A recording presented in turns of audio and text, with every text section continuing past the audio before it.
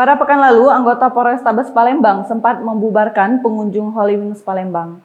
Sekretaris Daerah Kota Palembang, Ratu Dewa, menanggapi ini menyampaikan pemerintah Kota Palembang juga berkeinginan melayangkan rekomendasi agar izin operasional tempat hiburan tersebut dicabut.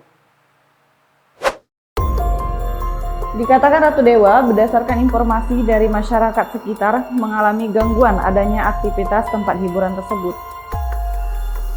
Dia pun menyebutkan jika yang mengeluarkan izin merupakan induk usaha di pusat. Dengan demikian, pemerintah Kota Palembang tidak bisa langsung mencabut izin operasional tempat hiburan malam tersebut.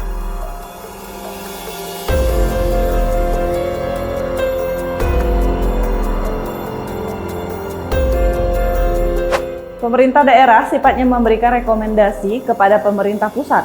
Pihaknya akan mengkaji dari sisi hukum dan lainnya. Hingga nantinya pihak Kota Palembang baru akan memberikan rekomendasi pencabutan izin kepada pemerintah pusat.